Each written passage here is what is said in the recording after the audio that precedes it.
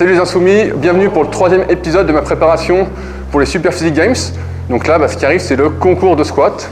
Je sais que beaucoup croient que je ne travaille pas les jambes.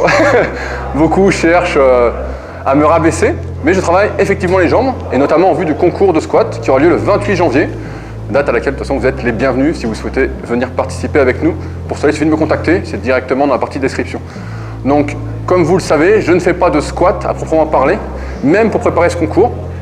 Cet été, il y avait eu les Super Physique Games 2016, et pour faire 30 répétitions au squat à 100 kg, en fait, je m'étais préparé en faisant du hack squat et du hip thrust. C'est donc les deux exercices que je fais aujourd'hui. 2, 1, 2, 3, 1, 2, 4, 1, 2, 5, 1, putain, on est parti trop long là. 6, 1, 2, 7, allez, vers l'infini là. 27, Super propre là. allez, 28, allez, tu chauffes là. Allez, c'est dans la tête là. Pousse. 29, Allez Branco. allez, 30. C'est donc les deux exercices que je fais aujourd'hui. Du hack squat, donc c'est un squat hoist qu'on a acheté il y a à peu près 2 ans pour justement pouvoir faire mimer un mouvement de squat mais sans risque pour le dos. Alors sans risque pour le dos entre guillemets parce que quand il y a lourd, on se fait quand même écraser et c'est pourquoi je mets une ceinture afin de m'aider à gainer parce que je manque un peu de gainage vis-à-vis de la charge que j'utilise, que je pousse avec mes jambes. Donc je fais 3 séries de 10 en montant chaque semaine le poids. Donc là j'arrive dans une certaine difficulté, enfin j'ai jamais été aussi fort là-dessus donc et vous verrez sur les images que j'en chie pas mal, je serre pas mal les dents alors qu'il ne faudrait pas. Et enfin après je fais du hip thrust pour travailler l'extension de hanche afin de, si je penche au squat, arriver à bien redresser. Comparativement au Super Physique Games 2016, donc juste avant, je fais à peu près 60 kg de plus en série de 10 sur mon hack squat, donc j'espère une belle performance au squat le 28. Je ne vais pas donner de chiffres mais faire mieux que 30 répétitions. Ce serait déjà pas mal. La question du transfert, c'est toujours la même. C'est qu'il faut faire un geste qui ressemble suffisamment, tout en travaillant tout ce qui va travailler dans l'exercice clé. Donc le squat, donc il y a tout le bas du corps qui va travailler, mais également le gainage. Et donc, comme vous avez vu dans la vidéo, c'est comment avoir des abdominaux en béton, que j'avais fait avec Christophe Cario. Eh bien, je travaille intensément, on peut dire entre guillemets, mon gainage à chaque séance. Et donc si je fais ça, théoriquement, si vous faites ça, eh bien, il y aura un transfert. C'est comme dire qu'en progressant au développé couché, vous allez progresser au développé militaire ou au dips, c'est le cas. Lorsqu'on progresse en exercice qui ressemble et qu'on a ce qu'il faut pour pouvoir transférer, donc là le gainage, eh bien, il y a un transfert. L'intérêt de faire du hip thrust, tu le fais en renforcement ou pour l'hypertrophie? Pour les deux, en fait, comme je suis assez grand et que j'ai des longs fémurs, de toute façon, j'en ai parlé dans la méthode super physique, pour ceux qui l'ont. Si tu l'as pas, je te conseille encore une fois de te le procurer. En fait, quand tu penches vachement au squat, tu as des longs fémurs, etc., et ton extension de hanche est partie prenante, est importante en fait pour progresser au squat, pour être fort au squat, parce que tu vas pencher et donc à un moment, il va falloir que tu actives vraiment les fessiers et les ischios. Et donc le hip thrust me permet de travailler cette partie qui est donc importante pour moi. Mais oui, si tu progresses au hip thrust, de toute façon, tu prends des fessiers et des ischios jambiers, il n'y a pas de secret. Trouver une bonne hauteur, parce que sinon on n'arrive pas à bien descendre, on est un peu en train de flotter, donc c'est pour ça que je le fais sur ma machine à rowing. C'est comme tous les exercices, si le but c'est de prendre du muscle, sur un exercice comme ça, ça va être au moins de faire 10 répétitions. Après, c'est toujours des moyennes, entre 8 et 15 répétitions me semble un bon compromis. La vraie difficulté, c'est de trouver un boudin en mousse suffisamment épais pour pas que ça rentre dans le vide et que ça fasse des traces. Déjà, là, avec la mousse, ça me fait de sacrées traces. Donc, mais c'est pas déconnant de mettre 100, 150 kg à cet exercice. Ah ouais, il y a des mecs même qui mettent 200, 250. Okay. Donc là, j'ai mis léger aujourd'hui parce que je viens de recycler. Mais ouais, ça, on peut mettre vraiment lourd. Risque, pas de risque. Tant que tu tiens ton ventre, que tu gères ta respiration, non, il n'y a pas de souci. C'est toujours pareil, tant que tu le fais bien. Là, en plus, les risques sont limités vu que le poids est sur le bassin. C'est pas comme s'il y avait de la pression sur le dos.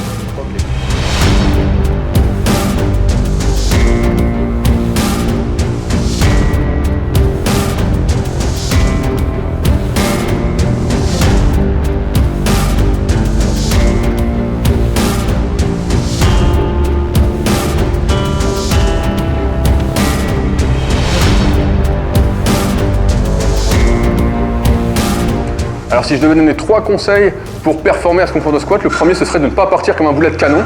Comme on a le droit à 2 secondes entre chaque répétition, et bien de faire comme je faisais le hack, en fait je m'entraîne exactement comme ça. Une répétition, compter 1, 2, repartir 1, 2, dès le début pour ne pas s'asphyxier, donc pour toujours avoir de l'air et pour ne pas se cramer trop vite les cuisses. J'en viens donc au deuxième conseil, les accessoires à utiliser. Personnellement, je mets des genouillères. J'ai toujours eu les genoux un peu fragiles depuis mes 17 ans, depuis que je m'étais fait mal au ménisque.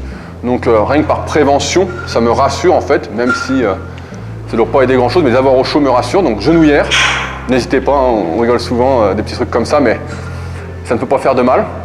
La ceinture, si vous devez faire des séries vraiment très longues et que ça va être votre dos, votre gainage le point faible, ne pas hésiter dans ce cas-là à mettre une ceinture. Si vous faites peu de répétitions, il y a peu de répétitions, 10, 15, 20 répétitions, peut-être pas besoin de ceinture, ça va peut-être vous gêner plus qu'autre chose, mais au-delà, je conseille de mettre la ceinture. Du coup, Pas complètement serrée, mais pas loin, pour justement qu'on va être fatigué, qu'il y ait une sorte de... que ça aide à serrer. Et on rentre moins le ventre. On pousse avec le ventre dans la ceinture, non? Bah, le but, ce serait de pas serrer, mais quand ça va devenir dur, de toute façon, ça va être impossible de tenir son ventre. On en avait parlé dans la vidéo, c'était comment avoir le ventre plat, et les abdominaux, je crois. Donc, de toute façon, il n'y aura pas le choix, donc à un moment, on va pousser dedans, hein, même si c'est pas très santé, entre guillemets. Ok, et les chaussures? Les chaussures, bah, après, ça dépend de votre souplesse, votre mobilité, notamment de cheville, de hanche. Moi, encore une fois, qui suis grand et qui ai toujours eu des problèmes de mobilité de cheville, malgré, là, ça va faire 5 ans que je travaille ça. Mais bon, moi, je mets les chaussures de squat, donc avec une petite talonnette. Après, si vous n'en avez pas besoin, bah, pourquoi pas. Après, il y a des personnes qui sont mieux avec, d'autres qui sont mieux sans, à tester. Et enfin, troisième conseil, ce serait de bien gérer votre amplitude, de ne pas vous laisser tomber jusqu'en bas du mouvement. Ça, c'est sûr que ça ne va pas vous faire du bien. Comme il faut descendre à la parallèle, qui est l'amplitude moyenne pour avoir des résultats en général au squat, prendre des cuisses, des fessiers, etc. Bah, essayez de ne pas descendre trop. On a vu aux tractions, au concours, que certains montaient pratiquement jusqu'aux pectoraux. Et dans ce cas-là, bah, ils perdaient vachement d'énergie, ils perdaient des répétitions qu'ils auraient pu faire juste en passant le menton. Donc là, évitez de trop descendre et d'être juste bien. Et dans ce cas-là, bah, il n'y aura pas de souci. Vous allez pouvoir faire du mieux que vous pouvez pour ce concours.